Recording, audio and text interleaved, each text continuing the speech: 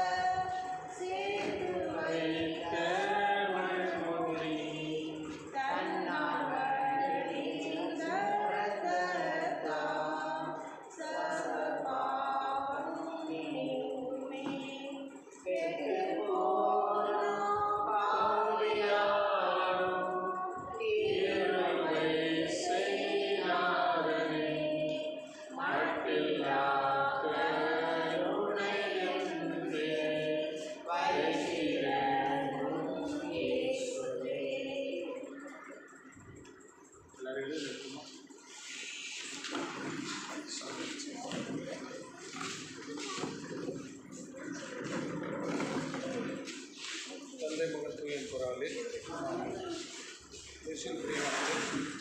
இயேசு கிறிஸ்துவின் இனிய நாமத்தில் தன் வாழ்த்துக்களை உங்களோடு வேண்டுகிறேன்.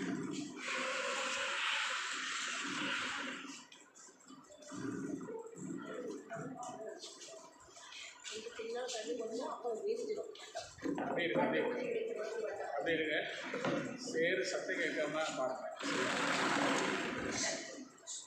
சேரு சத்தம் கேட்கக்கூடாது, சரியா? நம்ம என்னெல்லாம் பேசுகிறோமோ அங்கெல்லாம் கேட்கும், சரியா? நீங்கள் பேசுனீங்கன்னா எனக்கு சரியா, நான் பேசுகிறோம் எனக்கு அது என்ன மட்டும் பாராட்டும், சரியா? இல்லைங்க, பிரைஸ்லோ ஹல்லேலூயா. இயேசுக்கே புகழ், இயேசுக்கே நன்றி. தாயே வாழ்க, மரியே வாழ்க. ஒரு தூயாவின் பாடல் பாடுவோம். பாடல் புத்தகம் கையில் வச்சுருக்கீங்கன்னா 11வது பாடல் பாடுவோம். ஊற்று தண்ணீர். இந்த பாட்டு உங்களுக்கு தெரியும் தானே? ஊற்று தண்ணீரே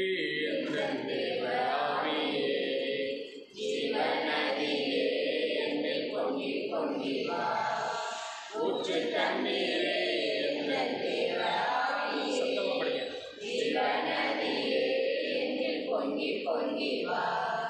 ஆசீர்வதியும் என்னை கர்த்தரே, ஆசீர்வதியும் என்னை கர்த்தரே, ஆவியின் வரங்களினால் என்னை நிரப்பும், ஆவியின் வரங்களினால் என்னை நிரப்பும். ஊற்று தண்ணீரே எங்கள் தேவ ஆவியே, ஜீவநதியே என்னில் பொங்கி பொங்கி வா. கண்மலை பிளந்தவனாந்தரத்திலே கர்த்தாவே உம் ஜனங்களின் தாகம் தீர்த்தீரே. கண்மலையை பிளந்தவனாந்தரத்திலே கர்த்தாவே உம் ஜனங்களின் தாகம் தீர்த்தீரே. பள்ளத்தாக்கிலும் மலைகளிலும், பள்ளத்தாக்கிலும் மலைகளிலும் தண்ணீர் பாயும் தேசத்தை நீர் வாக்களித்தீரே. தண்ணீர் பாயும் தேசத்தை நீர் வாக்களித்தீரே. ஊற்று தண்ணீரே எங்கள் தேவ ஆவியே, ஜீவநதியே என்னில் பொங்கி பொங்கி வா. ஊற்று தண்ணீரே எங்கள் தேவ ஆவியே, ஜீவநதியே என்னில் பொங்கி பொங்கி வா. கண்களை மூடி கைகளை உயர்த்தி, கண்களை மூடி கைகளை உயர்த்தி நம்முடைய குடும்பங்களை அப்படியே ஒப்புக்கொள்ளும், சரியா? நம்முடைய பெயர் ஆண்டவருக்கு தெரியட்டும். வாயை திறந்து அப்படியே துதிப்போம். ஹல்லேலூயா ஹல்லேலூயா. நான் சொல்கிறது மாதிரி அப்படியே சொல்லுறது நீங்கள் பேசுங்க. அப்படி ஆவியான இடத்துல பேசுங்க. பெருமூச்சுகளின் வாயிலாக தேவனுடைய கரத்தில் நம்முடைய தூதர்கள் ஆண்டவரிடத்தில் நம்முடைய சொல்லுகிற காரியங்களை ஆண்டவரிடத்தில் எடுத்து சொல்லுவாங்க. அதனால் வாய் திறந்து அப்படியே ஆண்டவரை துதிங்க. ஹல்லேலூயா ஹல்லேலூயா ஹல்லேலூயா ஹல்லேலூயா ஹல்லேலூயா. இயேசுவே உம்முடைய பரிசுத்த ஆவியானவரே எங்களோடு தங்குவீராக. இந்த நாளுக்கு நன்றி சொல்கிற ஆண்டவரே, தூய ஆவிகளை பலப்படுத்துவீராக. இங்கே இருக்கிற ஒவ்வொருவரையும் இந்த பரிசுத்த கரங்களை ஒப்புக்கொடுக்கிறோம். ஆவியின் ஆற்றலால் ஒவ்வொருவரையும் நிரப்புவீராக. எங்கள் உடல், பொருள், ஆவி, ஆன்மா, அடிமனது, நடுமனது, சிந்தனை, சொல், செயல், உடல் உறுப்புகள் எல்லாவற்றையும் இப்படி பரிசுத்த கரங்களை ஒப்புக்கொடுக்கிறோம். எங்களிலே ஒன்றுமே இல்லை, வாய்த்தோடு சொல்லுங்கள், எங்களிலே ஒன்றுமே இல்லை. மேற்கொடுத்த தானம், மேற்கொடுத்த திறமை, நாங்கள் உயிர் வாழ்வது தேவனுடைய கரத்திலே உண்டு. எங்களை முற்றிலுமாய் ஆளுகை செய்வீராக. இங்கே இருக்கிற ஒவ்வொருவரையும் இந்த கரங்களை ஒப்புக்கொடுக்கிறோம். ஆவியானவர் எங்களை பலப்படுத்துவீராக. வல்லமையின் கிருபையினால் எங்களை தேற்றுவீராக. இயேசுவின் நாமத்தில் எங்களை தாழ்த்துகிறோம் நல்ல தந்தையே, ஆமென். அப்படி அமர்ந்து கொள்வோம்.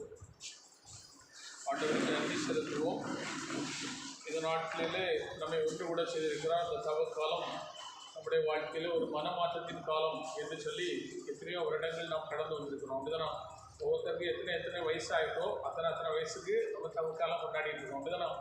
அப்போது ஒவ்வொரு தவக்காலத்திலும் ஒரு பாவத்தை நாம் தவிர்த்திருந்தால், அங்கேயோ ஒரு 10 பாவத்தையாவது என்ன செய்யலாம் சொல்லுங்க, வைத்து என்ன செய்யலாம், செய்யாமல் இருந்திருக்கலாம். அப்படிதானே? அப்போ இயல்பாகவே வருடந்தோறும் தவக்காலம் வருகிறது, மனமாற்றத்தின் காலம் வருகிறது. ஆனால் செய்த பாவத்தையே திருப்பி செய்யாமல் ஒரு சில பாவங்களை விட்டகன்று நம்ம ஆண்டவருக்குள்ளே கடந்து போகணும். ஆண்டவருக்குள்ளே கடந்து போனோம். உண்மையாகவே நம்முடைய வாழ்வு ஒவ்வொரு வருடமும் நமக்கு ஒரு மாற்றத்தின் காலம் தருகிறது. சரியா? இப்போ கத்தோலிக்க திருச்சபையில் பார்த்தீங்கன்னா ஒரு தவக்காலம், ஒரு சிலுவை பாதை அப்படியெல்லாம் இருக்குது. மற்ற சபையில் அதெல்லாம் இருக்குதா? மற்ற சபையில் இருக்குதா? சொல்லுங்கள், வயதோடு சொல்லுங்கம்மா. மற்ற சபையிலெல்லாம் அதெல்லாம் இருக்குதா? தெரியாது. அப்படிதானா? இப்போ அங்கே இல்லை மற்ற சபையில். ஏன் இல்லை அப்படின்னா, எப்போதுமே பாடுகளோடு கூட, இயேசுனுடைய பாடுகளோடு கூட அவர்கள் வாழ்ந்து கொண்டிருக்கிறார்கள். எப்போதுமே இயேசுவின் பாடுகளை குறித்து தியானித்து கொண்டிருக்கிறார்கள். சரியா? நம்ம என்ன செய்கிறோம்னா, தவக்காலத்தில் 40 நாள் மட்டும் நோன்பு இருக்கும். சரியா? தவக்காலத்தில் மட்டும் நோன்பு இருக்கும், தான தர்மங்கள் செய்வோம். மற்றபடி இயல்பான திருயாத்திரைக்கு போவோம். சரிதானா? 114, அதாவது 14 ஸ்தலத்துக்கு 144 பாவம் செய்துட்டு வருவோம். அதுதானே? இப்போ இருந்த நேரம் போய் அங்கே போய் எல்லாம் பார்த்துட்டு எடுத்து திருப்பி இறங்க திருப்பி எல்லாம் வந்து சேரகு அடித்து முறிஞ்சு தவிர்த்துக்குள்ள வந்து சேரும். அதுதான். அப்போ இயல்பாகவே இந்த தவக்காலம் 40 நாட்கள் நமக்கு தரப்பட்டிருக்கின்ற 40 நாட்களும் ஒரு ஆசீர்வாதமான காலமாக நாம் மாற்ற வேண்டும். அப்படிப்பட்ட ஒரு காலமாக நாம் மாற்றியிருக்கிறோமா என்பது ஒரு கேள்விக்குறி. உங்களுக்கு எல்லாம் தெரியும். அதுதான், நீங்கள் மாறி இருக்கீங்களா அப்படின்னு. இப்போ மற்ற சபையார் என்ன செய்கிறாங்கன்னா, இந்த தவக்காலத்தை தவக்காலமாக இல்லாமல் எப்போதுமே ஒரு வருடம் என்று சொன்னால் இந்த வருடத்திலே முழுமையாக ஆண்டோடைய பாடுகளோடு கூட தன்னுடைய வாழ்வின் அனுபவத்தை பகிர்ந்து அப்படியே நடத்தி கொண்டிருக்கிறார்கள். ஆகவே நம்ம குட் ஃப்ரைடே நடத்தக்கூடிய நேரம் அங்கே என்ன செய்வாங்க, சத்தம் போட்டு நல்ல அலைவியாக சொல்லி நல்ல உற்சாகமாக என்ன செய்வாங்க, பாட்டு பாடி ஆண்டவரை துதிப்பாங்க. அப்போ நம்ம நினைப்போம், நமக்கு மட்டும்தான் சிலுவை பாதை, நமக்கு மட்டும்தான் குட் ஃப்ரைடே, அவங்களுக்கெல்லாம் கிடையாதா? அதை பற்றி நீங்கள் சொல்லுங்கள், என்ன நினைக்கிறீங்க? அவங்களுக்கெல்லாம் குட் ஃப்ரைடே உண்டா கிடையாது? எல்லாரும் அமைதியாக இருக்கீங்க. என்ன விஷயம் சொல்லுங்கள். அது என்ன மட்டும்தான் எடுக்கும் சொல்லுங்கள். மற்றவங்கெல்லாம் பேசலாம், சொல்லுங்கள். அப்போ இயேசு சொன்ன கடைசியாக சொன்ன இந்த 7 வார்த்தைகளை குறித்து அவங்க நினைச்சவங்க செய்தி கொடுத்து பண்ணுவாங்க. ஆனால் உயிர்ப்புக்கு முன்னாடியெல்லாம் நல்லா ஆடி பாடி குதிப்பாங்க, குட்டடிப்பாங்க. நம்ம அமைதியாக சைலண்டாக போவோம். சரிதானா? அவங்க நினைச்சவங்க வீணை, தம்புரு, யாழ் கொண்டு நல்லா அடிச்சு கோஷம் பண்ணி நல்லா அடிச்சு அலிலியாக சொல்லுவாங்க. அதுக்கு நமக்கு என்ன சம்பந்தம், என்ன பிரச்சனை? அவங்க ஏன் நம்ம கூட வரல? ஒரு காரியத்தை நாம் புரிந்து கொள்ள வேண்டும். இயேசு உயிர்த்தெழுந்தாச்சு. சரியா? முதல்ல உயிர்த்தெழுந்தது யாரு? இயேசு மட்டும்தான். சரியா? அப்போ மற்றவங்க எல்லாம் என்ன செய்யறாங்க? இறந்து போனவங்க எல்லாம் என்ன செய்யறாங்க? எப்படி இருக்கிறாங்க? நீங்க பேசினாலும் முடிக்க முடியும். சொல்லுங்க. இறந்து போனவங்க எல்லாம் என்ன செய்யறாங்க? சொல்லுங்க, என்ன செய்யறாங்க? இறந்து போனவங்க எல்லாம் சொல்லுங்க. ஒன்றுமே தெரியாம பரலோக ராஜ்யம் போய் ஒரு பிரயோஜனம் கிடையாது. சரியா? இறந்தவர்கள்லாம் அமைதியில இளைப்பாடுறாங்க. சரியா? எல்லாருமே அமைதியில இளைப்பாடுறாங்க. ராஜாதி ராஜா வருகிற போது, மகிமையின் ராஜா நம்மை தேடி வருகிற போது அவரோடு கூட இவர்கள்லாம் உயிருடன் எழுப்பப்படுவாங்க. அப்படி வேதம் சொல்லுகிறது. அப்போ இன்னைக்கு நமக்கு அதை பற்றிலாம் ஒரு காரியமும் தெரியாம 3 நேரம் சாப்பிட்றோம், இடையில ஒரு கடியும் குடியும் சாப்பிட்டுக்கிறோம், அப்படிதானே? நைட்டு தூங்குறோம், காலையில் முழிச்சா உண்டு, அப்படிதானே? அப்படியே ஏனா தானான்னு வாழ்ந்துட்டு இருக்கோம். உண்மையாகவே கத்தோலிக்க திருச்சபை தான் முதலிலே ஆதி திருச்சபையாக இருந்தது. அல்லேலூயா. சரி சொல்லுங்க, அல்லேலூயா. ஏக கத்தோலிக்க அப்போஸ்தலிக்க திருச்சபை, ஒரே திருச்சபை எது? கத்தோலிக்க திருச்சபை தான். அது எப்படின்னா, பேதுருக்களை போப்பாண்டவர்களை அந்த கர்தினால்கள் பேராயர்கள், ஆயர்கள், குருக்கள், கன்னியர்கள், பொதுநிலையினர். சரியா? இப்படி ஒரு திருச்சபை வலுவாக வரம் பெற்ற திருச்சபையாக அது இயங்கி கொண்டிருக்கிறது. அப்போ இந்த திருச்சபையை விட்டு அநேகர் வெளியில் போனவங்க எல்லாம் என்ன செய்கிறாங்க அப்படின்னா, இந்த திருச்சபையோடு இணைந்து அவங்க என்ன செய்யலை, தவக்காலத்தை சிறப்பாக அவர்கள் கொண்டாடவில்லை என்று நாம் சொல்லுகிறோம். ஆனால் அவர்கள் என்ன செய்கிறார்கள் என்று சொன்னால், உயிர்த்தெழுந்த இயேசுவை தனதாகிக் கொண்டு, இயேசு உயிர்த்தெழுந்திருக்கிறார், ஆகவே என்னுடைய வாழ்வும் உயிர்ப்புக்கு, ரட்சிப்புக்கு, மீட்புக்கு சொந்தக்காரர்களாக அவர்களை மாற்றிக்கொண்டு அவர்கள் என்ன செய்கிறார்கள், ஆடி பாடி துதித்து சந்தோஷமா இருக்கிறாங்க. சரிதானா?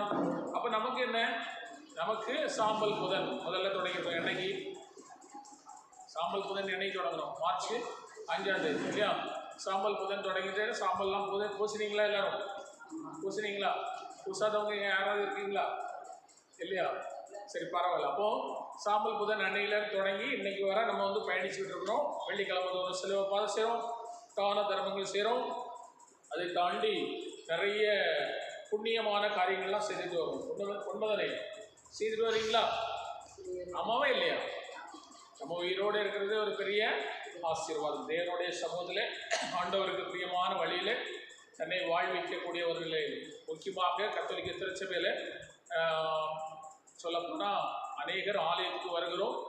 அதை குறித்து சில காரியங்களை பேச வேண்டும் என்றால், ஆலயம் வருகிறோம், ஆலயத்திலே இறை வழிபாட்டிலே கலந்து கொள்கிறோம். அதில் கலந்து கொண்ட பிறகு அங்கு நடக்கிற நிகழ்வுகளிலே தன்னை முழுதுமாக அர்ப்பணித்த நிலையிலே வாழ்கிறோம், ஜெபிக்கிறோம், ஆசீர்வாதத்தை கேட்டுக்கொள்கிறோம். ஆனால் வெளியிலே சென்று அதை பின்பற்றுகிறோமா என்பது ஒரு கேள்விக்குறி. பின்பற்றுகிறோமா? ஆலயத்தில் நடக்கிற நிகழ்வுகளோடு ஒப்பிட்டு நம்முடைய வாழ்வும் அப்படி அலங்கரிக்கப்படுகிறதா? சொல்கிறது புரியுதா உங்களுக்கு? ஆலயத்தில் ஒரு காரியத்தை நம்ம பெற்றுக்கொள்கிறோம், அப்படி தானே? பிரசங்கம் சொல்கிறாங்க, மறைவுரை சொல்கிறாங்க, எல்லாம் நடக்குது, சாமி கும்பிட்றோம், அப்படி தானே? வெளியில் வந்து எப்படி வாழ்கிறோம்? அதே போல் அங்கே சொல்லப்பட்டது போல் வாழ்கிறோமா? பேசுங்க, வாய்த்தவரும் பேசுங்க. என்ன அமைதியாக இருக்கீங்க? சொல்லுங்கள், வாழ்கிறோமா என்ன? இல்லை, வாழல். சரியா? அதனால தான் ஒவ்வொரு திருப்பலியும் என்ன செய்கிறோம், பாவ மன்னிப்பு வழிபாட்டில் கலந்து கொள்ள வேண்டும். திருப்பலியில் பாவ மன்னிப்பு வழிபாட்டில் கலந்து கொள்ளாமல் யாரும் நற்கரணை எடுக்கக்கூடாது என்று திருச்சபை நமக்கு கற்றுத்தருகிறது. அப்போ ஒவ்வொரு திருப்பலியிலும் நமக்கு பாவ மன்னிப்பு வழிபாட்டை அது நடத்துகிறது. கடமை தவறியாலும் பாவங்கள் பல செய்தேன். அப்புறம் என்ன சொல்கிறோம்? என் பாவமே அப்புறம் ஆகியால் எப்பொழுதும் கன்னியான பரிசுத்த சொல்லுங்களேன், மரியாதையிடமும் வானதுதர் புனிதர் அனைவரிடமும் அப்புறம் சகோதர சகோதரிடமும் நம் தேவனாகிய ஆண்டவிடம் திருப்பி ஒன்றாவது போகிறீங்க. சரிதானே? தொடங்கி விட்டால் நீங்கள் முடிச்சிருவீங்க, ஆனால் இடையில கேட்டால் தெரியாது, அதுதானே? இயல்பாகவே ஒரு திருச்சபையில் இருக்கிறோம். திருச்சபையில் நமக்கு நம்முடைய உண்மையான தன்மை என்னது, நம்ம எவ்வளோ நாள் வாழ்வோம், நமக்கு புனிதர்களைப் போல நம்ம மாற முடியும், நாமும் ஒரு புனிதராக மாற முடியும். அப்படி புனிதத்துவ வாழ்க்கைக்கு தான் ஆண்டவர் நம்மை அழைத்திருக்கிறார். நம்ம ஏன் உயிரோடு இருக்கிறோம் அப்படின்னு கேட்டால் ஏதாவது பயன் சொல்லுவீங்களா?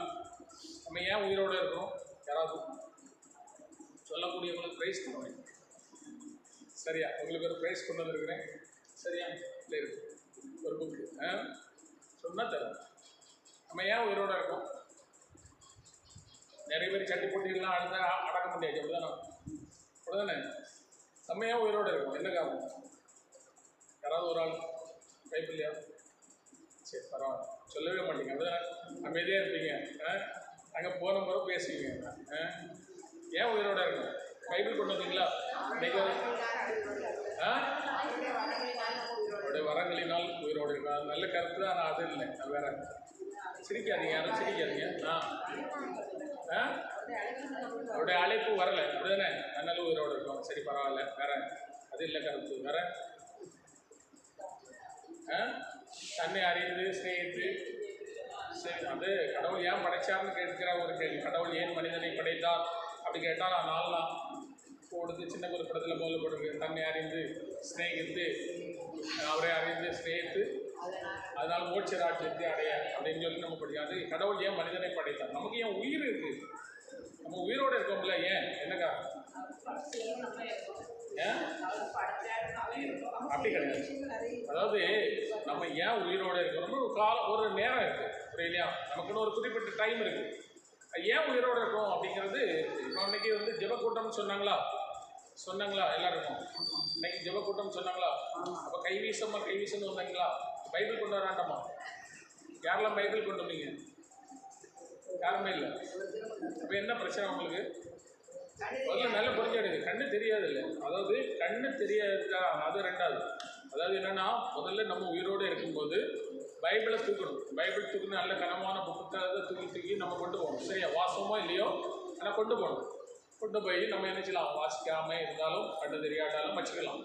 ஒருவேளை நீங்கள் எழும்பி நடக்க முடியாத நேரத்தில் அந்த பைபிள் உங்களை என்ன செய்யும், தூக்கிட்டு வருவாங்க.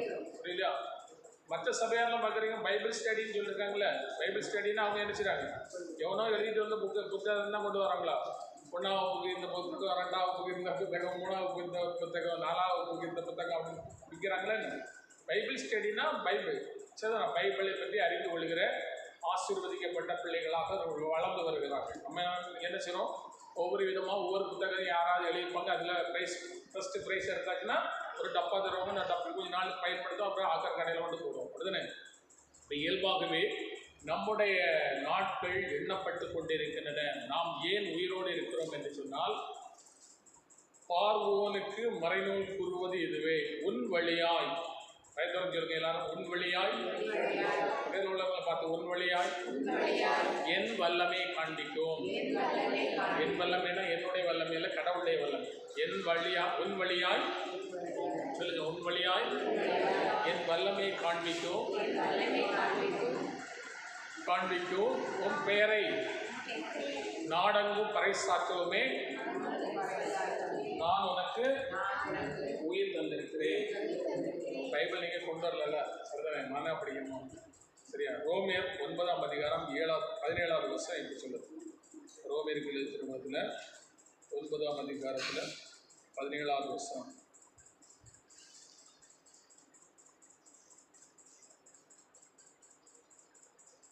உன் வழியாய் என் வல்லமையை காண்பிக்கும், என் பெயரை நாடெங்கும் அறிக்கையிடவுமே நான் உன்னை நிலைக்கு செய்தேன். இது புதிய வேதாகமத்தில் உன்னை நிலைக்கு செய்தேன்னு போட்டிருக்கு. சரியா? பழைய வேதாகமத்தில் வேறு விதமாக போட்டுக்கணும். அப்போ நமக்கு ஆண்டவர் ஏன் உயிர் தந்திருக்கிறார் என்றால், நம்முடைய ஒவ்வொருடைய வழியாய் கடவுள் உங்களுக்கு செய்த அற்புதங்களையும் அதிசயங்களையும் நீங்கள் என்ன செய்யணும், அடுத்தவங்களுக்கு சொல்லணும். சொல்லியிருக்கீங்களா? உங்கள் வாழ்க்கையில் நடந்த அற்புதங்கள், ஆண்டவர் அற்புதம் செய்திருக்கிறாரா? உங்கள் வாழ்க்கையில் செய்திருக்கிறாரா? ஆயத்தோடு சொல்லுங்கள், செய்திருக்காரா இல்லையா? என்ன அப்படியே அமைதியாக இருக்கிறீங்க? செய்திருக்காரா இல்லையா? என்ன அற்புதம் செய்தார் நான் கேட்க மாட்டேன், சரிதானே? ஏன்னா கேட்கறதுக்கு இப்போ நேரம் இல்லை. அப்போ என்னென்னா, ஆண்டவர்களுக்கு செய்த அற்புதங்களை நீங்கள் என்ன செய்யணும், அடுத்தவர்களுக்கு சொல்லுவது தான் நற்செய்தி பணி. இதுக்கு பேர் என்னது? நற்செய்தி பணி. இப்போ எனக்கு வீட்டில் ஒரு அற்புதம் நடந்திருக்கு, அந்த அற்புதத்தை நான் சகோதரிகிட்ட சொன்னேன்னா, அப்போ அவங்க சொல்லுவாங்க, அப்படியாம்மா பரவாயில்லையே, அப்போது நானும் ஜெபிக்கிறேன், எங்களுக்காக நீங்களும் ஜெபிங்க அப்படின்னு சொல்லக்கூடிய ஒரு காலம் முன்னாடி இருந்தது. இப்போ என்னன்னா, எல்லாம் மூடி மறைத்து ஒழித்து என்ன செய்யணும், ஒரு டபுள் டோர் ஃப்ரிட்ஜ் எல்லார் வீட்லையும் இருக்கும். அப்படிதான், அதை வெளியில் மூடி மறைச்சி கொண்டு போக முடியும், வீட்டுக்குள்ளே கொண்டு போக முடியுமா? ஒரு சாக்கு போட்டு ஒரு பேப்பர் வச்சு பொதிஞ்சு அப்படி கொண்டு போக முடியுமா? எப்படியும் திறந்த வழியில் தான் போவோம், அப்படிதானே? யாராவது என் வீட்டில் டபுள் டோர் ஃப்ரிட்ஜ் இருக்குது அப்படின்னு யார்கிட்டயே சொல்லியிருக்கலாம்? சொல்ல மாட்டேன். சரி, ஒன்றும் இல்லை, ஊரில் நிறைய சீட்டெல்லாம் நடக்குது, அப்படிதானா? ஒரு தடவை கட்டுனா அப்புறம் திருப்பி கட்ட வேண்டாம், அப்படி ஒரு லட்ச ரூபா உங்களுக்கு அடிச்சுது அப்படின்னு வச்சுங்களேன். நீங்கள் சொல்லுவீங்களா, எனக்கு 1 லட்ச ரூபா அடிச்சுட்டு லக்கு பார்த்துக்க, இனி கட்ட வேண்டாம் அப்படி சொல்லுவீங்களா? சொல்லுங்களா? அப்போ என்னென்னா, நம்முடைய வாழ்க்கையில் நிறைய நிகழ்வுகள் நடக்கிறது. அவைகளை குறித்து நம்ம மற்றவரிடத்தில் அறிக்கை செய்யாமல் இருப்பதனால நமக்கும் நோய் வருது, புரியலையா? நம்முடைய வாழ்நாட்கள் குறைவாக இருக்கும்.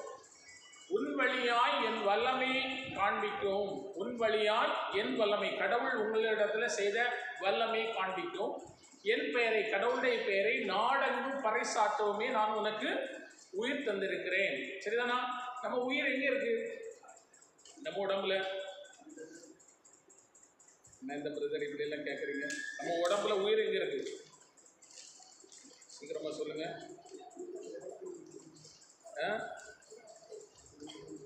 நம்ம உடம்புல உயிர் இருக்கா? சந்தேகமா இருக்கா? எங்க இருக்கு?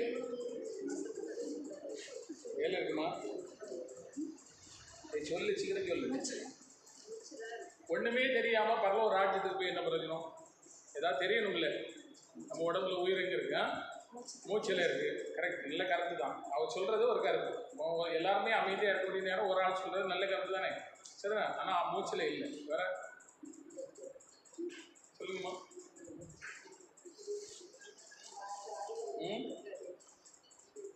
சீக்கிரமா சொல்லுங்க.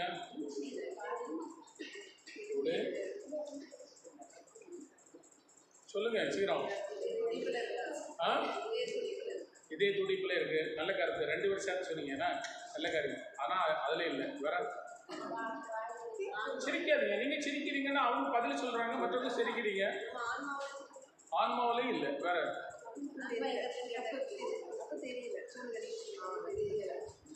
தெரியலன்னா நீங்க பைபிள் படிச்சா தெரியும். அதான் சொல்றேன். பைபிள் எடுத்து படிச்சா உங்களுக்கு மூச்சுக்குள்ளாயிலே இல்லை. சிரிக்காதீங்கம்மா. நம்ம உடம்புல உயிர் இருக்கு. எங்க இருக்குன்னு கேட்டா கண்ணுல இல்லை. வேற ரத்தத்தில் இருக்கு. சரியா? உண்மையாகவே லேவியருக்கு எழுதி லேவியராகவும் 17ஆம் அதிகாரத்தில் 11வது வசனம், 17ல் 11வது உடலின் உயிர் குருதியில் உள்ளது. உடலின் உயிர் குருதியில் உள்ளது. அதனை நான் உங்களுக்காக பலிப்பீடத்தின் மேல் உங்கள் உயிருக்கென பாவ கழுவாய் செய்யும்படி ஆணையிட்டேன்.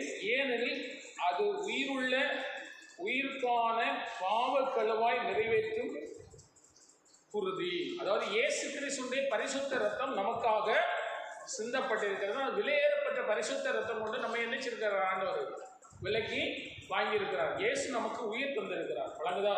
நாம் உயிர் வாழ்வதற்கு இயேசுடைய ரத்தம் சிந்தப்பட்டிருக்கு. நம்முடைய கைகளில் சில பேர் தற்கொலை பண்ணானா உடனே நினச்சிவாங்க, கையை வெட்டிட்டு ரத்தத்தை விட்டுருவாங்க. சரிதானா? ரத்தம் எல்லாம் போயிடுச்சுன்னா அப்புறம் ஆள் இருக்காது. சரிதானே? அப்போ இயல்பாகவே சில காரியங்கள் என்னன்னா, உடம்புல ரத்தத்தில் தான் உயிர் இருக்கு. ரத்தம் இல்லைன்னா அவுட்டு. அப்போ நாம் உயிரோடு இருக்கிறோம். இயேசு கிறிஸ்து அந்த ரத்தத்தை நமக்காக சிந்தி இருக்கிறார் என்றால் நாம் அதற்கு தகுதியானவர்களாக நாம் மாறி இருக்க வேண்டும். எத்தனை வருடங்கள் இந்த உலகத்தில் வாழ்ந்திருக்கிறோமோ இன்னைக்கு தான் அதை பற்றி நம்ம என்ன செய்யணும்? அறிந்து கொள்ளும். அப்போ நம்முடைய கடந்த கால வாழ்வில் நாம் செய்த அநேக காரியங்கள், நிறைய அற்புதங்கள்லாம் செய்திருப்பீங்க. என்ன செய்திருப்பீங்க? நிறைய பேர் தான தர்மம் செய்திருப்பீங்க, அல்லது உதவி செய்திருப்பீங்க, அல்லது போராட்டத்தில் கலந்து கொண்டிருப்பீங்க. அப்படின்னா நிறைய நன்மையான காரியங்கள் செய்திருப்பீங்க. இதுதானா? ஒரே ஒரு கேள்வி கேட்டு நான் முடிக்கிறேன். அதாவது இந்த உலகத்தில் வாழ்கிற வாழ்க்கை இருக்குல்ல, இந்த உலகத்தில் வாழ்ந்துட்டு இருக்கோம்ல எல்லாரும், இதுதானே? ஆண்டவருக்கு எந்த ஒரு வாழ்க்கை வாழ்கிறோம். கடவுள் தான் எல்லாம் பார்க்குறாரு, அவர் தான் பார்க்குறாருன்னு சொல்லிகிட்டே இருக்கணும். இதுதானே? இந்த உலகத்தில் வாழ்கிற வாழ்க்கைக்கு பிறகு நம்ம எங்கே போவோம்? வருஷத்துக்கு போவோம்னு சொல்கிறோம். சரிதானா? எங்கே போவோம்னு யாருக்கும் தெரியும். நம்ம வாழ்கின்ற வாழ்க்கை எப்படி இருக்குதோ அது பொறுத்து. சரியா? அப்போது இறந்த பிறகு ஒரு மனிதன் மோட்சத்துக்கு நரகத்துக்கு போன்னு சொல்கிறது யார்? கடவுள். எல்லாரும் கடவுள் சொல்லி கடவுள் இல்லை. வேற கருத்தீர்வை வர்றது நல்ல காரியம். கருத்துக்கெல்லாம் அழகாக சொல்கிறீங்க. ஆனால் அப்படி இல்லை. சொல்லுங்கள். ஒன்றுமே தெரியாமல் பண்ண ஒரு ஆட்டு இன்னையிலேருந்து பைபிள் எடுங்க. என்ன எல்லோரும் பைபிள் எடுத்து படிக்கணும். படிப்பீங்களா? இந்த பிரதர் என்ன சொல்லி நாங்கள் என்ன படிக்கிறது? அப்படி தானே? சொல்லுங்கள். நம்ம இந்த உலகத்தில் வாழ்க்கை வாழ்ந்து முடிஞ்சு இறந்து போவோம். அப்படி தானே? ஒரு நாள் இறந்து போவோம். இறந்து போன பிறகு இந்த மனுஷனை கொண்டு மோட்சத்துக்கு போ அல்லது நரகத்துக்கு போன்னு சொல்கிறது யார்? கடவுளின் தூதர்களா? அவங்க இல்லை. நல்ல கருத்து தான். அந்த கருத்து சொல்கிறதெல்லாம் சரிதான். ஆனால் அவங்க தூதர்கள் இல்லை, வேற. சொல்லுங்கம்மா. பைபிள் படித்தேன், அத்தனை படித்தேன், அந்த புக்கு எழுதுனேன், இந்த புக்கு எழுதுனேன், எல்லாரும் இந்த கூட்டத்தில் தான் இருக்கிறீங்க. சொல்லுங்கள். யோசிங்க, டக்கு டக்குன்னு யோசிங்க, யோசிச்சு சொல்லுங்கள். நீ மரலவத்துக்கு போ, மோட்சத்துக்கு போன்னு சொல்கிறது யார்?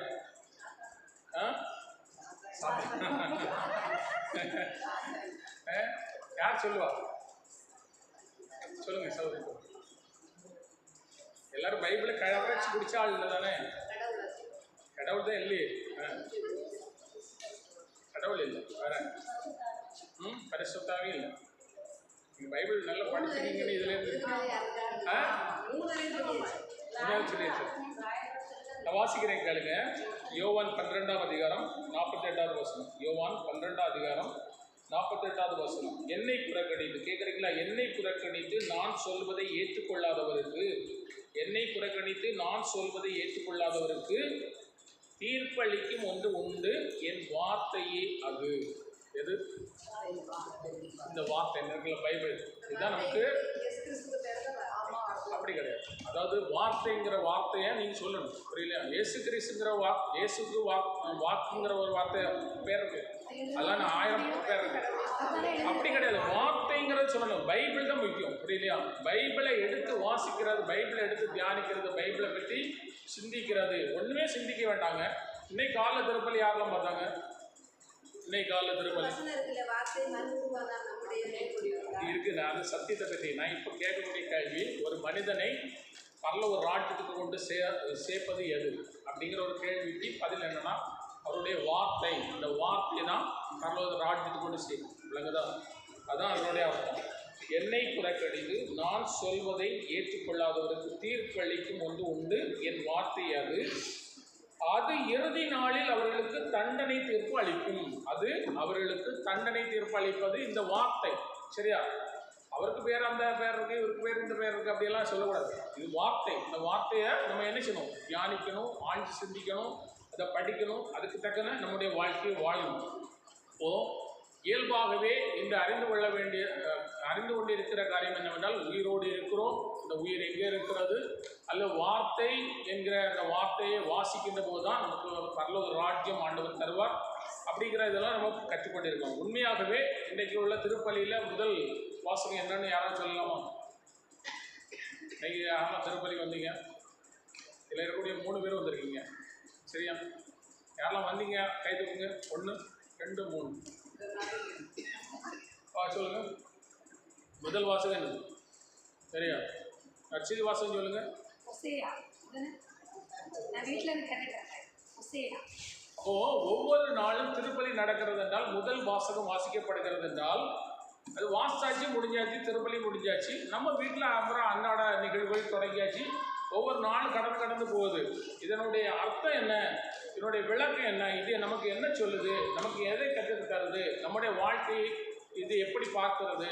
நம்ம எப்படி வாழணும்? அப்படிங்கிறத நம்ம என்ன செய்யணும்? வாசித்து தியானிக்க வேண்டிய பகுதி மத்தியானம் 3 மணிக்கு. அல்லேலூயா. என்னைக்கா சரிக்கீங்களா? ஒரு திருப்பலி முடிஞ்ச உடனே இந்த வாசகம் என்னது? ஓசேயா 6ஆம் அதிகாரம் 1லிருந்து 6 வரை. இன்னைக்கு நேற்றுக்கு 14ஆம் அதிகாரம் 1லிருந்து 9 வரை. சரியா? நேற்றுக்கு லூக்கா மார்க்கு 18ஆம் அதிகாரம் 28b-லிருந்து 36 வரை நற்செய்தி வாசகம். இன்னைக்கு லூக்கா. இப்படி ஒன்றா அந்த என்னைக்கு என்னென்ன நடக்குது அதுக்காக திருப்பலிக்கு வரும். அந்த வசனங்களை வாசித்து தியானிக்கின்ற ஒரு பகுதியை நமக்கு தர வேண்டும். ஆனால் செய்யலை. புரியலையா? நம்முடைய வாழ்க்கை இன்னமும் அந்த பரிதாப நிலைக்கு போகுது. எல்லாரும் பரலோகத்துக்கு போவோமா அப்படின்னு கேட்டால் ஆமாம் போவோம்னு சொல்லுவோம். ஆனால் உண்மையிலே போகக்கூடிய லெவலில் நம்ம இல்லை. நம்ம எல்லாம் பரலோகத்துக்கு போக முடியாது. மீண்டும் சொல்கிறேன், வார்த்தையை வாசித்து தியானித்து அதை ஆழ்ந்து சிந்தித்து அதை இதயத்திற்கு ஏற்றவனாக கடவுள் தாவீதை இதயத்திற்கு ஏற்றவனாக கண்டது போல நம்மை நாமே ஆய்ந்து சிந்தித்து ஆண்டவருக்கு வந்த பிள்ளைகளாக வாழுகிற போது தான் பரலோக ராஜ்யத்துக்கு போக முடியும். சரியா? அப்போ உண்மையாகவே பைபிளை இன்னும் நம்ம எடுக்கலை அப்படின்னா எப்படி வேணாலும் நடந்துட்டு போட்டு செத்தம்புறம் பார்க்கலாம் அப்படின்னா செத்தம்புறம் ஒன்றும் பார்க்க முடியாது. செத்தம்புறம் எதாவது பார்க்க முடியுமா? எத்தனை முறை என்ன செய்வாங்க, நம்மளை ஃப்ரீசரில் தூக்கியில் போட்டுக்கிட்டு எல்லாம் சுற்றி நின்று வேடிக்கை பார்த்துட்டு இருப்பாங்க. என்ன செய்வாங்க, நெத்திகளை பார்த்து இவருக்கு அளித்த ஆண்டவர் முடிவில்லாத ஒளி கிடைக்குமாங்கிறது தெரியாது, எல்லாம் ஜெபிப்பாங்க. புரியல? ஒரு மனுஷன் உயிரோடு வாழ்கின்ற போது தேவனுடைய ராஜ்யத்துக்கு தன்னை தகுதிப்படுத்தவில்லை என்றால் அவன் இறந்த பிறகு ஒன்றுமே செய்ய முடியாது. சரியா? Praise the lord. ஹல்லேலூயா. இயேசுவே நன்றி. ஹல்லேலூயா. அப்போ நீங்கள் என்ன தீர்மானம் எடுத்திருக்கீங்க? பொதுவாக எந்த ஒரு இறைவசனம் எடுத்தாலும் அந்த இறைவசனத்தினுடைய கடைசியாக ஒரு பகுதி அறுவடை என்று சொல்கிற ஒரு பகுதி. அறுவடைன்னா என்னது? பயிர் நாற்று நட்டு பயிர் வளர்ந்து களை பிடுங்கி சிதனா ஒரு குறிப்பிட்ட நேரம் பயிர் நெல் அல்லது கோதுமை எல்லாம் கலந்து வந்த பிறகு என்ன செய்வோம், அறுவடை எடுத்து பயிரை அறுவடை எடுத்து களஞ்சியத்தில் சேர்ப்பாங்க. அப்படிதானா? அப்போ இன்னைக்கு கூட்டத்தில் முடிவு அறுவடைனா என்னது? நீங்கள் என்ன தீர்மானம் எடுத்திருக்கீங்க? இந்த கூட்டத்தில் நடந்திருக்கோம், இதனுடைய முடிவு என்ன? நீங்கள் என்ன தீர்மானம் எடுத்திருக்கீங்க? என்ன எடுத்திருக்கீங்க? வாய்ப்பு சொல்லுங்க, சத்தமாக சொல்லுங்க. பைபிள் வாசிக்கணும். அப்புறம் வேற என்ன செய்வீங்க? வார்த்தையை தியானிக்கணும். வேற சொல்லுங்க, வேற சொல்லுங்க. எல்லாரும் அமைதியாயிட்டீங்க, சொல்லுங்க. சீக்கிரம் முடிக்க போறேன், சொல்லுங்க. முயற்சி செய்யணும். வேற நல்ல கருத்துக்களை அழகாக சொல்கிறீங்க. சரியா? ஞாபகம் இருக்குதா உங்களுக்கு? இப்போ சொல்கிறதெல்லாம் நீங்கள் தானே சொல்கிறீங்க, வேறு யாராவது சொல்கிறாங்களா? ஒவ்வொரு பாவ மன்னிப்புலேயும் பிரதிக்கினை எடுக்கிறேன் அப்படி சொல்லுவோம். ஞாபகம் இருக்குதா? பாவ மன்னிப்பு மன உறுதி மன்றாட்டு அல்லது பாவ மன்னிப்பு வழிபாட்டில் மன்னிப்பு எடுக்கக்கூடிய நேரத்தில் பிரதிக்கினை எடுக்கிறேன் அப்படி சொல்லுவோம். பிரதிக்கினைன்னா என்னது?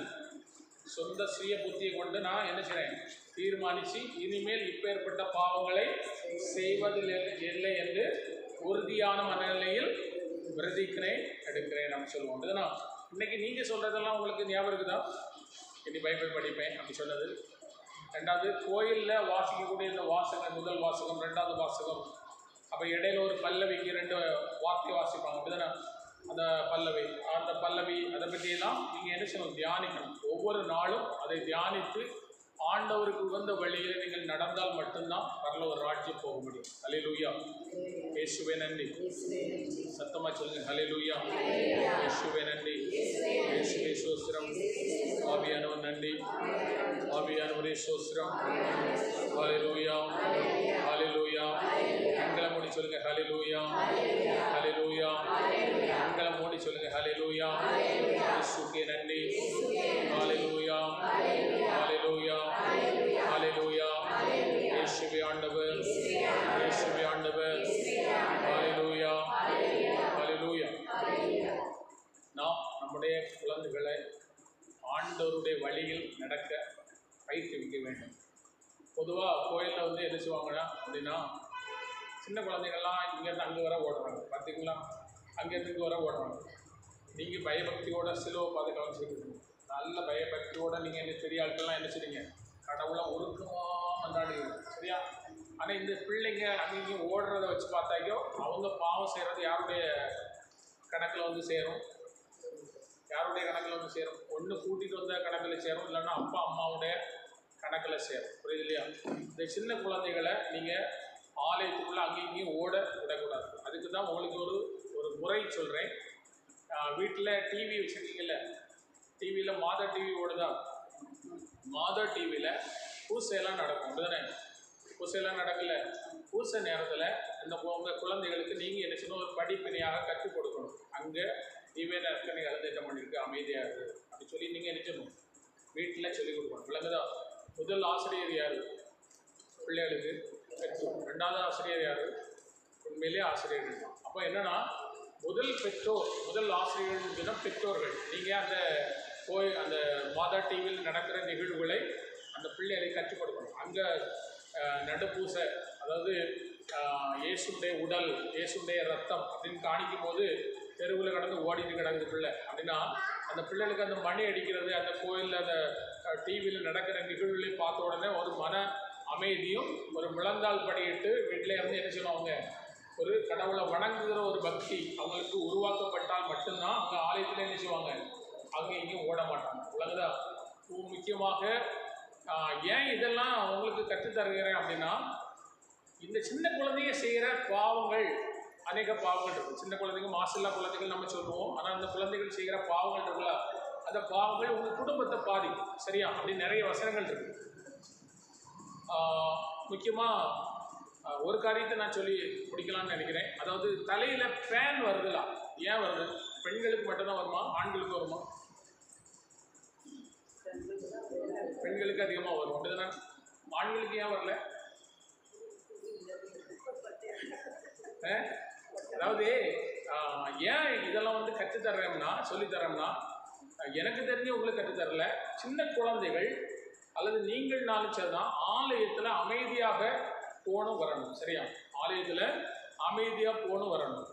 இந்த அமைதியாக போகாத குடும்பத்தில், அந்த பிள்ளைகள் மத்தியில், அந்த குடும்பத்தில் யாரெல்லாம் இருக்காங்களோ அவங்களுக்கெல்லாம் இத்தகைய சீழ், புரியலையா, டேண்ட்ரஃப் இதெல்லாம் வரும் அப்படின்னு பைபிள் சொல்லுது. விளங்குதா? அப்போ நிறைய நிகழ்வுகள் இந்த குழந்தைகள்கிட்ட நீங்கள் என்ன செய்றீங்க, ஈஸியாக அதே தான் ஒரு பண்டம் தின்பண்டம் வாங்கி கொடுத்தாக்கி அது என்ன செய்யும், தின்னுக்கிட்டு இருக்கோம், நம்ம வந்து கடவுளை கும்பிட்டுக்கிட்டு போயிடலாம் அப்படின்னு நினைக்கிறோம். ஆனால் அந்த குழந்தைகளுக்கு ஒரு அறிவு இல்லை. எப்படின்னா, நம்ம ஆலயத்துக்கு தான் போகிறோம், கடவுளை பார்க்க போகிறோம். இந்த கடவுளுடைய ஆலயத்தில் நம்ம அங்கேயும் ஓடக்கூடாது அப்படியெல்லாம் கற்றுக் கொடுக்கறது யார்? சொல்லிக் கொடுக்கறது யார்?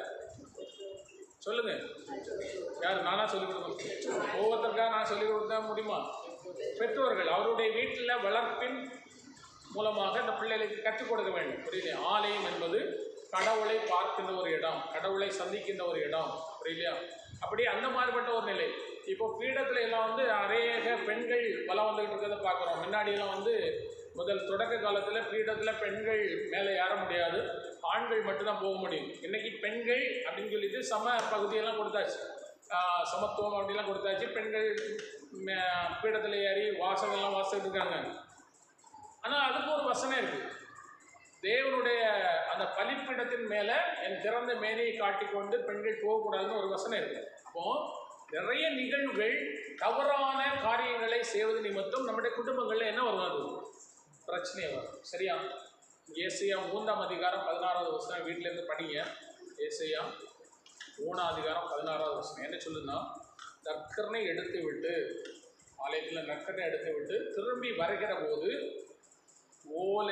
ஓசை, காலில் கொலுசு போட்டிருப்பாங்களா, கொலுசு போட்டிருப்பாங்களா, அது என்ன செய்யும், சல் சல் சல் சல் சத்தம் கேட்டுகிட்டே இருக்கும். அந்த சத்தம் கூட தேவனுக்கு பிடிக்காது. புரியலையா? அந்த சத்தம் கூட இருக்கக்கூடாது. இன்றைக்கி வந்து என்னன்னா, ஒரு ஷூ போட்டிருக்காங்க, ஷூவில் 999 சத்தம் கேட்டுகிட்டே போகுது. அங்கே பிரசங்கம் நடக்குங்க, ஒரு டப்பாட்டு டக்கு டக்கு டக்குன்னு அடிக்கிறாங்க, உடைக்கிறாங்க. காலத்துக்கு பின்னாடி கோயிலுக்கு பின்னாடி பார்த்தீங்கன்னா பயங்கர சத்தம். சின்ன பிள்ளைங்க விளையாடிட்டு மணலில் கிடந்து விளையாடிட்டு கிடக்குது. நீங்கள் நினைக்கிறீங்க அந்த பிள்ளைங்க சின்ன பிள்ளைங்க தானே விளையாடட்டும், அதனால யாருக்கு லாபம்? உங்கள் குடும்பத்துக்கு கேடு. விளங்குதா? பைபிளில் சொல்லப்பட்டிருக்கிற கருத்துக்களின்படி நிறைய நிகழ்வுகள் அனைத்துமே தேவனை அமைதியாக பார்க்க வேண்டும். ஆலயத்தில் எந்தெந்த சேர், எந்தெந்த பெஞ்சு திரும்பி கிடக்குது அதெல்லாம் என்ன செய்யணும், சரி செய்யணும். படைப்பிற்கெல்லாம் நற்செய்தி. ஒரு மனுஷனுக்கு தான் நற்செய்தி கிடையாது, படைப்பிற்கள், இந்த உலகத்தில் படைத்த எல்லா பொருட்களுக்கும் நற்செய்தி அறிவிக்கிறார். சரியா? அப்போ படைப்பிற்கெல்லாம்னா இந்த பொருள் சேர்னாலுக்கு தான், பெஞ்சினாலுக்கு தான், டெஸ்க்னாலுக்கு தான், கடவுளை பார்த்து அது இருக்க வேண்டும். சொல்லுறது விளங்குதா? அப்படிப்பட்ட ஒரு நிலையிலே நீங்கள் மாற வேண்டும், உங்களுடைய வாழ்க்கை மாற வேண்டும் என்று விவிலியத்தை தொடர்ந்து படிங்க. ஆண்டவர்களை நிறைவாக ஆசீர்வதிப்பார். எல்லாரும் எழுதின போமா, ரொம்ப சோர்வாக இருக்கீங்க அப்படிதானா?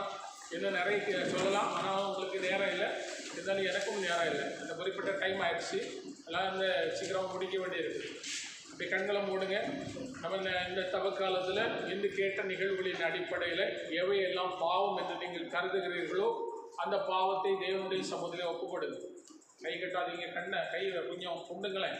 கை கட்டுக்கிட்டு நிற்கும் போது இரும்பா கூட நிற்கிற மாதிரி இருக்கும். சரியா?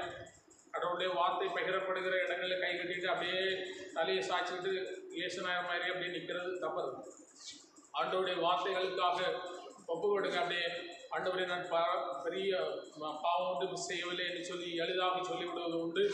ஆண்டவருடைய ஆலயத்திலே அவசங்கப்படுத்துகின்ற ஒரு காரியத்தை பார்த்தும் பார்க்காமலே இருக்கிறோம்.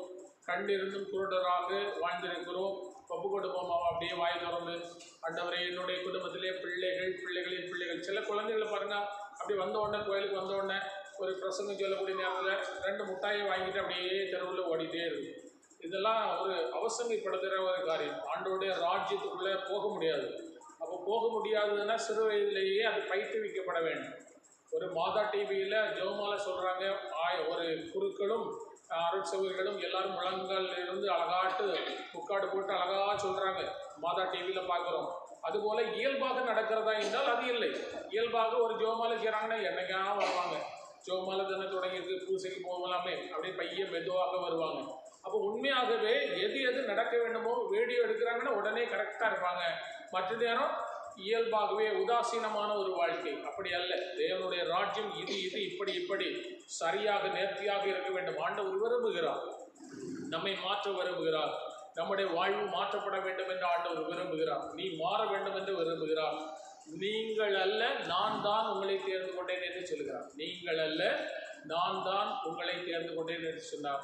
அப்படிப்பட்ட ஆண்டவரிடத்திலே நான் உண்மையாகவே ஆண்டவருக்கு உகந்ததான நீதியான நேர்மையாக வாழ என்னை பயிற்றுவிக்கப்படுகிறேனா?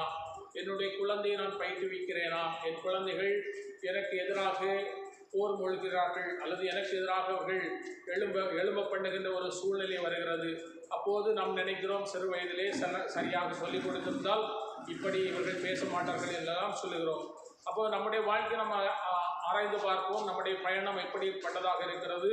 இந்த தவக்காலம் என்பது எனது வாழ்வின் மனமாற்றத்தின் காலம் என்று நாம் எடுத்துக்கொள்ள வேண்டும்.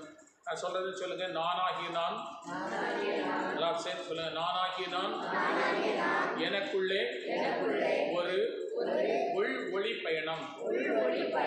ஒளி என்றால் என்று சொன்னால் இயேசு, சரியா?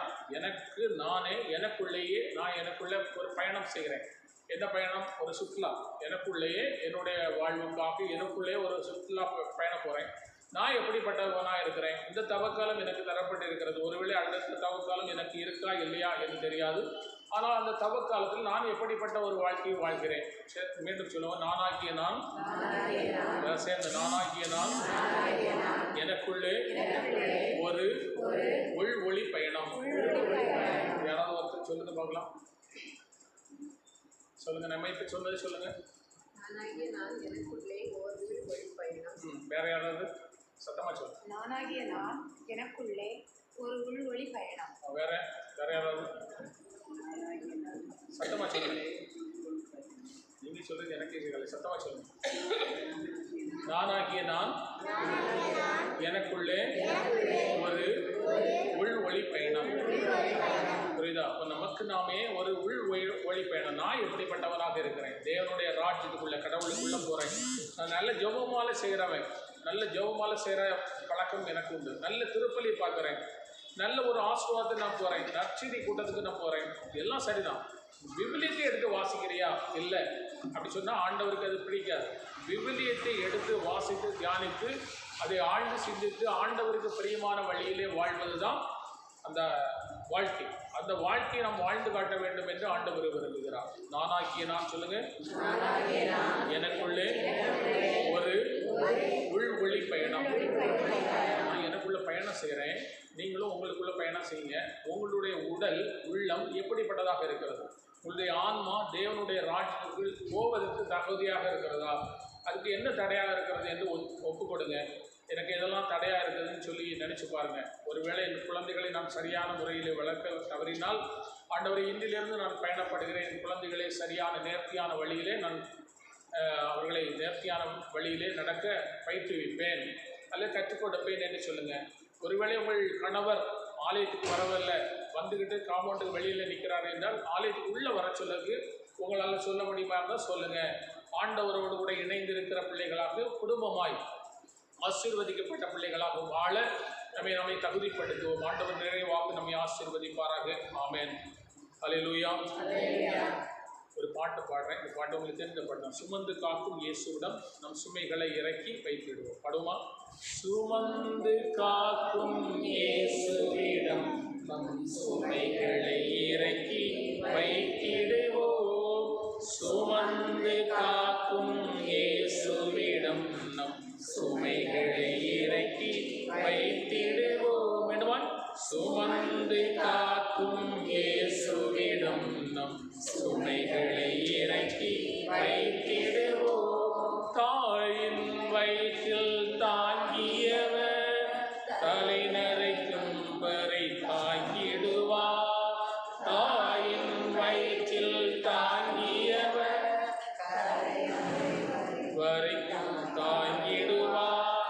விடுதலை கொடுப்பவர் இயேசு வந்தோ, விடுதலை கொடுப்பவர் இயேசு வந்தோ, வியாதிகள் தீமைகள் வென்று விட்டோம், வியாதிகள் தீமைகள் வென்று விட்டோம், சுமந்து காக்கும் நம் சுமைகளை இறக்கி வைத்திடுவோம். ஆயன் நாட்டை சுமப்பது போல் ஆண்டவர் நம்மை சுமக்கின்றார். ஆயன் நாட்டை சுமப்பது போல் ஆண்டவர் நம்மை சுமக்கின்றார். பசும்புல் மேய்ச்சல் நமக்கு உண்டு, பசும்புல் மேய்ச்சல் நமக்கு உண்டு, பயப்படாதே சிறு மந்தையே, பயப்படாதே சிறு மந்தையே, சுமந்து காக்கும் இயேசுவிடம் சுமைகளை வைத்திடுவோம். மீண்டுமாய் சுமந்து காக்கும் இயேசுவிடம் சுமைகளை இறக்கி வைத்திடுவோம். இந்த ஜெபத்தை சொல்லுங்க என்னோட சேர்ந்து. பரலோக பிதாவே, நான் இப்பொழுது உம்மிடம் வருகிறேன். நான் அநேக தவறான காரியங்களை செய்தவன் என்பதை நான் நன்கறிவேன். என்னை திருத்திக் கொள்ள என்னால் இயலவில்லை, ஆனால் என்னை திருத்த உம்மால் முடியும். தேவரீர் எனக்கு உதவி செய்ய வேண்டுகிறேன். தயவாக இப்பொழுதே என் பாவங்களை என்னை விட்டு எடுத்து மாற்றும். என்னை தேவனுடைய பிள்ளையாக்கிவிடும். என் சொந்த இரட்சகராக நான் இப்பொழுது உம்மை ஏற்றுக்கொள்கிறேன். நான் உம்மை நேசிப்பேன். என் ஆயுள் முழுவதும் உமக்காகவே பிழைத்து அவசியமானால் உமக்காகவே மரிப்பேன்.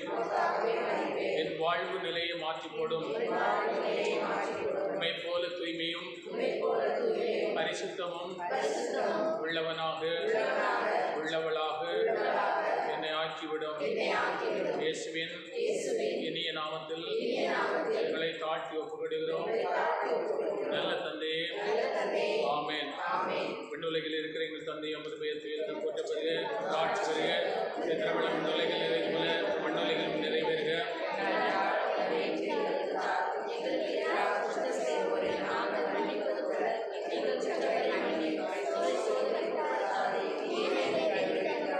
அருள்மிகு பெற்றவரே வாழ்க, ஆண்டோரும் உடனே பெண்களுள் பெயர் பெற்றுள்ளீரே, எதிர்வேட்டிங்கனியாய் இயேசு ஆசீர்வதிக்கப்பட்டவரே.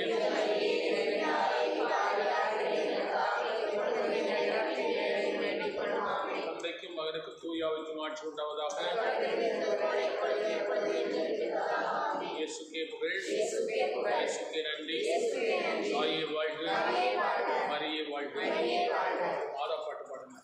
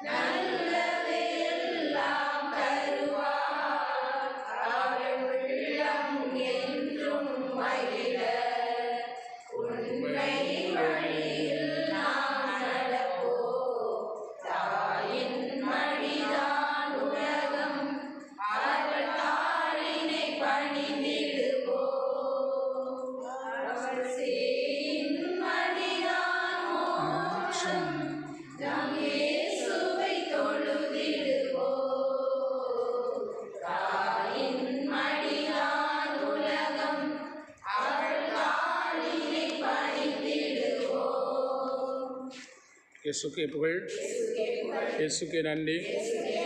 தாயே வாழ்க, மரியே வாழ்க. தந்தை, மகன், தூயாவின் பிறாலே.